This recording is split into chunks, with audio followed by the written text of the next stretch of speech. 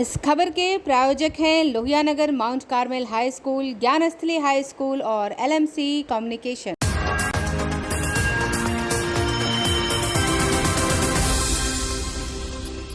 नमस्कार, मैं हूं आयुषी शर्मा और आप देख रहे हैं आखिर न्यूज 24। रात 8 बजे की खबरों में आप सभी का स्वागत है। देखेंगे दिन भर की ताजा तरीन खबरें, पर उससे पहले हेडलाइंस। ओमिक्रॉन संक्रमण से बचाव के लिए क्या है जरूरी?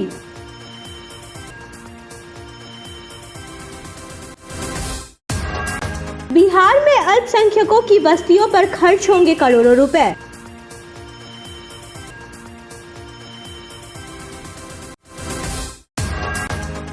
बिहार से नए शहरों के लिए चलेंगी बसें।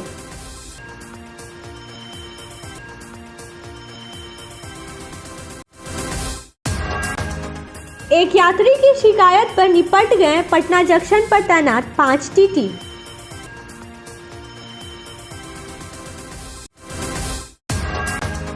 तिलकुट बाजार पर कोरोना की मार।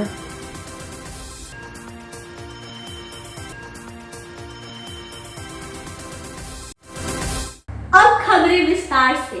कोरोना के बढ़ते संक्रमण को देखते हुए डेल्टा और ओमिक्रॉन वेरिएंट के बारे में जानकारी होना बहुत जरूरी है। ऐसे में इसे लेकर हमने आपके लिए कुछ प्रसिद्ध डॉक्टर से बात की है।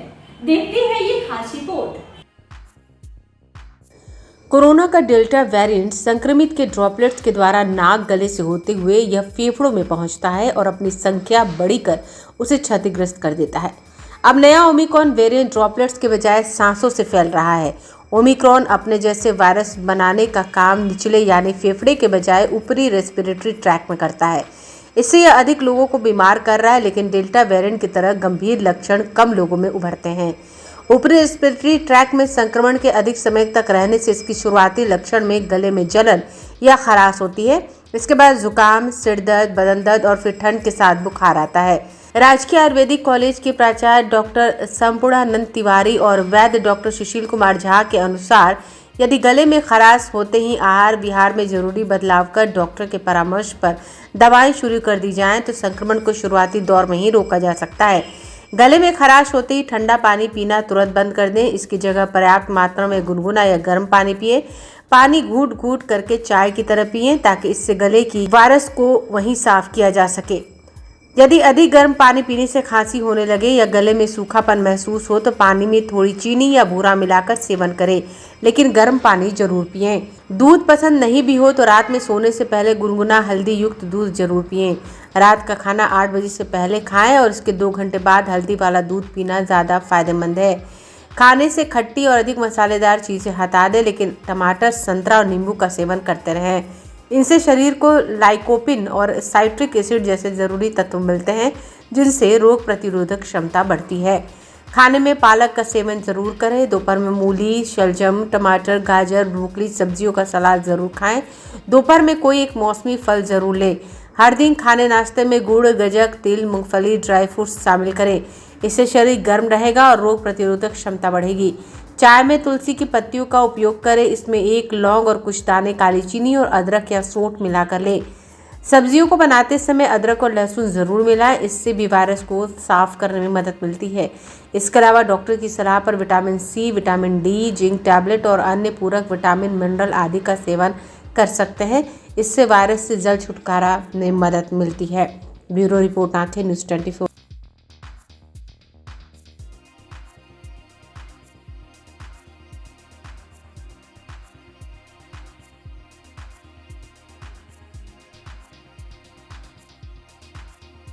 बिहार में अल्पसंख्यकों की आबादी वाली बस्तियों के विकास के लिए सरकार अलग से योजना बना रही है।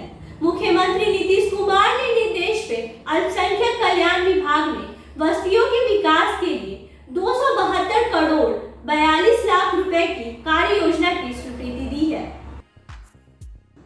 बिहार में अल्पसंख्यकों की आबादी वाली बस्तियों के विकास के लिए सरकार अलग से योजना बना रही है। मुख्यमंत्री नीतीश कुमार के निर्देश पर अल्पसंख्यक कल्याण विभाग ने बस्तियों के विकास के लिए 272 करोड़ 42 लाख रुपए की कार्य योजना की स्वीकृति दी है। वित्त विभाग की मंजूरी से राशि जल्द ही जिलों को जारी होगी। विभाग के एक उच्च पदस्थ अधिकारी ने बताया कि वित्त विभाग को राशि स्वीकृत संबंधी प्रस्ताव भेजा गया है।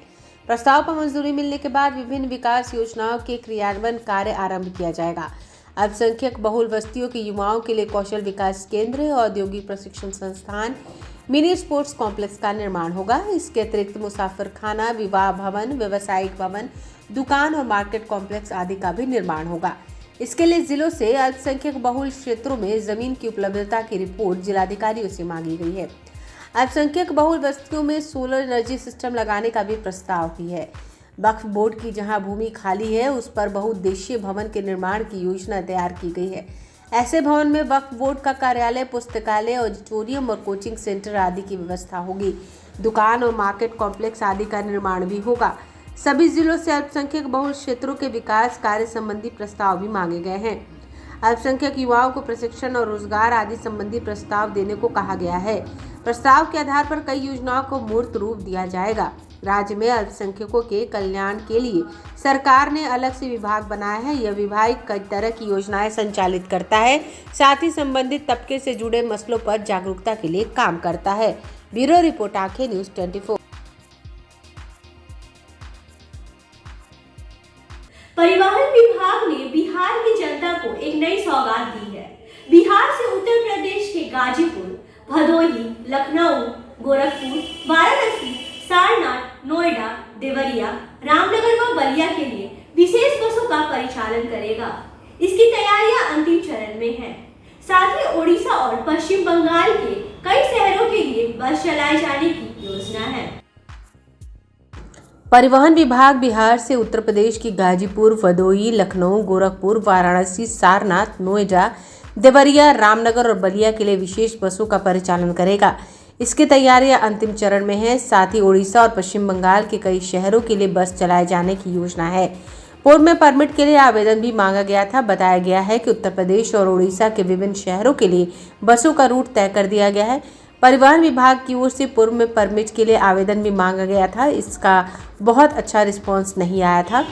अब नए साल में राज्य वाहन प्राधिकार की ओर से एक बार फिर से शेष रूटों के लिए आवेदन मांगे जाएंगे।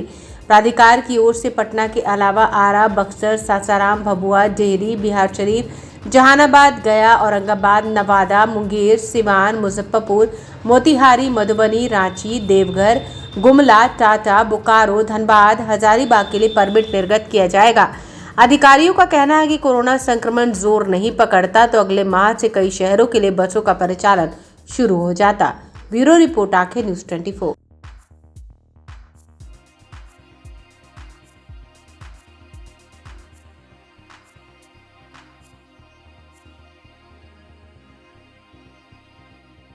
लेते हैं एक छोटा सा break. I am Shalini Singh, principal of Luhianagar Mount Carmel School. Here in our school, we give best education and good environment to our students where they can learn well. We provide here well-equipped lab, well-equipped, well-stocked library. We have here well-trained teacher also. We have a sports playground for cricket, volleyball, football, and also provision for indoor activities. So we have here security system, information and communication technology. So we have all facilities here in our school where students feel comfortable and secure.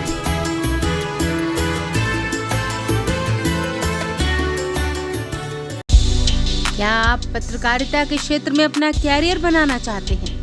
तो आज ही Royal Ashoka Institute of Mass Communication and Journalism में अपनी जगह सुनिश्चित करें। आर्यभट्ट ज्ञान विश्वविद्यालय पटना से मान्यता प्राप्त 100% प्लेसमेंट के साथ royal Ashoka Institute of Mass Communication and journalism नामांकन जारी है। हमारा पता है DS/16 गायत्री मंदिर के समीप, कंकड़ बाग, पटना 8,20,000। आप हमें संपर्क भी कर सकते हैं। हमारा मोबाइल नंबर है 9955456126। ब्रेक के बाद आपका स्वागत है। पटना जंक्शन समेत कई स्टेशनों पर ट्रेनों के आते ही टिकट निरीक्षक और टिकट संग्राहक प्लेटफॉर्म ही नहीं, फुट ओवर ब्रिज तक पर टिकट जांच करने के लिए पहुंच जाते हैं। इतना ही नहीं, जहां CCTV कैमरा नहीं होता वहीं जाकर टिकट जांच करते हैं। देखते हैं एक रिपोर्ट।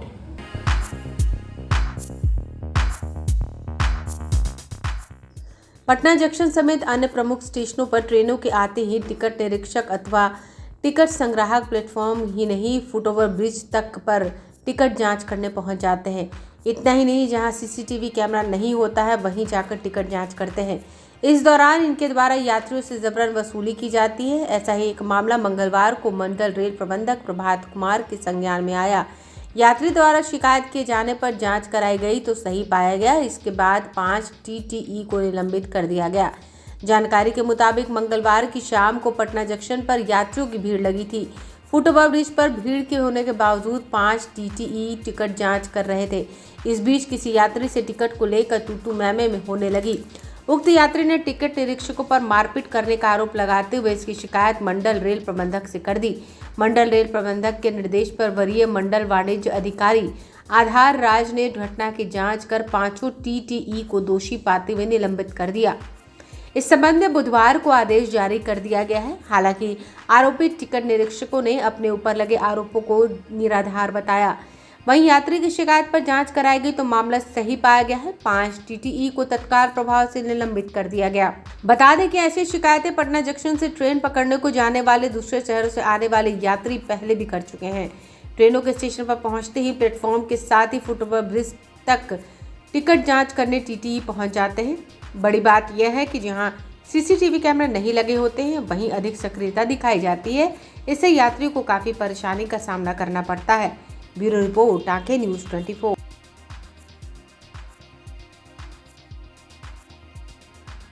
एक दिन बाद यानी कि कल मकर संक्रांति है। तिलकुट का बाजार सज गया है। तिलका मांझी वैरायटी चौक समेत शहर के अलग अलग चौक चौराहे पे तिलकुट की दुकानें लग गई हैं। लेकिन कोरोना संक्रमण के बढ़ते प्रभाव को देखते हुए इस बार ग्राहकों की भीड़ तिलकुट की दुकानों पे नजर नहीं आ रही है। देखिए एक रिपोर्ट।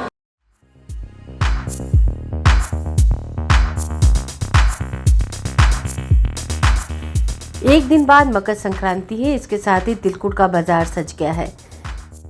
तिलका मांझी वैरायटी चौक समेत शहर के कई चौक चौराहों पर तिलकुट की दुकानें लग गई हैं। तिलकुट की खुशबू वहां की फिजा में बिखर रही है। लेकिन कोरोना की तीसरी लहर का और लगातार फैल रहे संक्रमण की वजह से दुकानदारों को चिंता सताने लगी है कि कहीं ऐसा ना हो कि ग्राहक ही ना आए।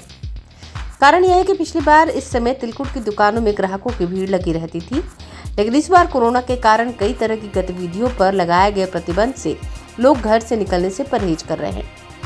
ऐसे बाजार में वैसी चहल पहल नजर नहीं आ रही। हालांकि दुकानदारों ने पूरी तैयारी कर रखी है। दुकानदार बताते हैं तिलकुट के बाजार पर इस बार कोरोना की मार है। कोरोना के कारण लोग बाजार आने से परहेज कर रहे हैं। इस कारण से बिक्री पर असर पड़ रहा है। सूजागंज मार्केट स्थित इनारा के पास के तिलकुट विक्रेता अनिल कुमार ने बताया कि इस बार 200 रुपये से 450 रुपये किलोग्राम तक का तिलकुट है। पिछले साल भी एक कीमत थी, दाम नहीं बढ़े हैं। इसके बाद भी ग्राहक नहीं के बराबर आ रहे हैं। ब्यूरो रिपोर्ट, आंखें न्यूज़ 24।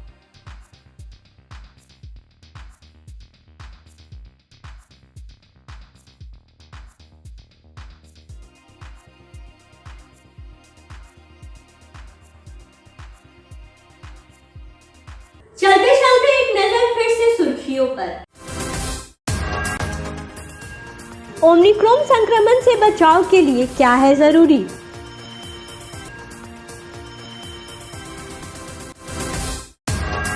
बिहार में अल्पसंख्यकों की बस्तियों पर खर्च होंगे करोड़ों रुपए।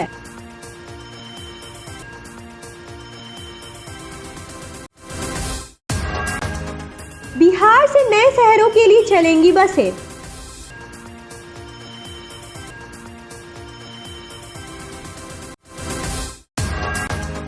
एक यात्री की शिकायत पर निपट गए पटना जंक्शन पर तैनात 5 टीटी।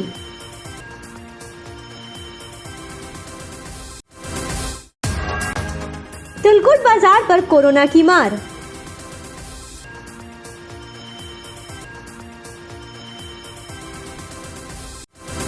फिलहाल के लिए इतना ही। मुझे दीजिए आज्ञा और आप देखते रहिए आंखें न्यूज़ 24, नजर हर खबर पर। यदि आपने हमारे चैनल को अभी तक सब्सक्राइब नहीं किया है तो हमारे चैनल को सब्सक्राइब करें, लाइक करें, शेयर करें और कमेंट करें।